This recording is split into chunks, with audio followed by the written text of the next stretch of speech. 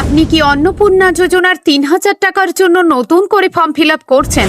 তাহলে আপনার মনে নিশ্চয়ই প্রশ্ন আছে, আবেদন করার ঠিক কত দিনের মধ্যে আপনার ব্যাংক অ্যাকাউন্টে টাকা ঢুকবে? ৩রা জুন তো লক্ষ লক্ষ মহিলার অ্যাকাউন্টে টাকা চলে এলো, তাহলে আপনার টাকা কবে আসবে? আজকের ভিডিওতে আমরা নবান্নের একদম লেটেস্ট নির্দেশিকা সহ ডেট অনুযায়ী সম্পূর্ণ তথ্য আপনাদের জানাবো। রাজ্য সরকারের ঘোষণা অনুযায়ী অন্নপূর্ণা যোজনার টাকা দেওয়ার প্রক্রিয়া কিন্তু ইতিমধ্যেই শুরু হয়ে গেছে।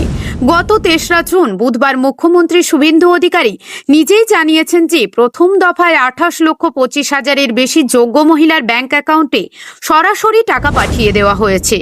এখন প্রশ্ন হলো, যারা এই মুহূর্তে নতুন করে ফর্ম ফিল আপ করছেন বা জমা দিচ্ছেন, তারা কবে টাকা পাবেন? মন্ত্রী অগ্নিমিত্রা পাল স্পষ্ট জানিয়েছেন, যারা যোগ্য এবং ভারতের বৈধ নাগরিক তারা ফর্ম ফিল আপ করে জমা দেওয়ার মাত্র ৫ থেকে ৭ দিনের মধ্যেই অন্নপূর্ণা যোজনার ৩,০০০ টাকা পেয়ে যাবেন।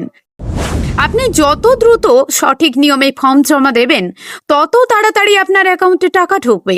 হ্যাঁ, নবান্নের নির্দেশ অনুযায়ী এই অন্নপূর্ণা ভান্ডার প্রকল্পে প্রতি ৭ দিন অন্তর অন্তর উপভোক্তাদের অ্যাকাউন্টে টাকা পাঠানো হবে।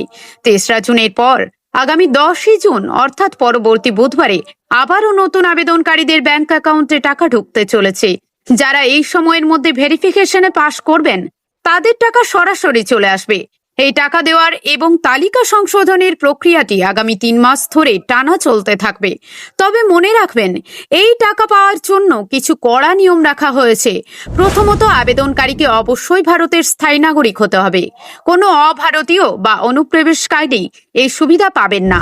দ্বিতীয়ত, বয়স হতে হবে ২৫ থেকে ৬০ বছরের মধ্যে। তৃতীয়ত, আবেদনকারী যদি আয়করদাতা হন কিংবা কেন্দ্র বা রাজ্য সরকারের কোনো স্থায়ী চাকরি, নিয়মিত বেতন বা পেনশন পান, তবে তিনি এই প্রকল্পের বাইরে থাকবেন।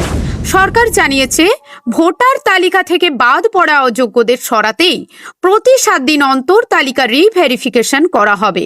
তবে যারা নাগরিকত্ব আইনের অধীনে আবেদন করেছেন বা ট্রাইব্যুনালে আপিল করেছেন, তাদের আইনি নিষ্পত্তি না হওয়া পর্যন্ত আর্থিক সহায়তা চালু থাকবে।